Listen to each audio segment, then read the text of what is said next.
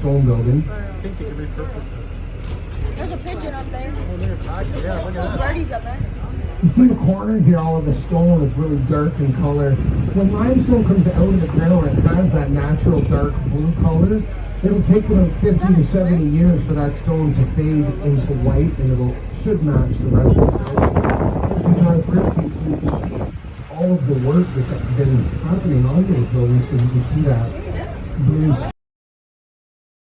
inside the prison. Luckily for that individual, the guards were right there to apprehend George Huell, and they would put him into solitary confinement. Things all checked out.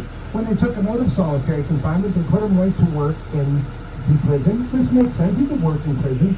But putting him in the same moment, I glanced at the car, and no sooner than I did that, George Huell picked up and threw a 6-foot-tall parking sign and smashed the front window out of this very trolley. When I got back to the shop, you can bet that's the exact story I told my boss.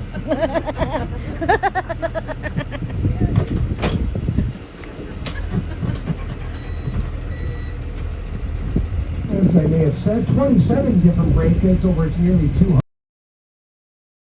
He's building it for his love but never got to see it. Is anybody staying in any of the bed and breakfasts on this street? We've got 3.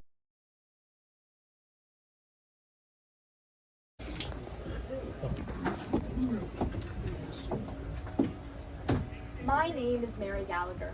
My husband William and I grew up in big families on small farms in Ireland. When we got married, we started our own small farm where we lived with our 3-year-old son Thomas until the crops died. Our crops got sick in 1847. We were left with no food, no money, and a wee boy to look after. We were able to make the corn and maize sent over from England last for about a year, but unfortunately it... My name is Teresa Bean. I'm the most famous ghost in the history of Kingston, but I'm also the most famous prostitute. You see, my father Isaac, well, let's just say he wasn't the biggest fan of my career choices, but what really bothered him was when I got pregnant with my cousin's child. Don't judge me, he was my best customer. Anyway, my father found out about this. He raced down to my apartment on 346 King Street. In a rage, he confronted me in front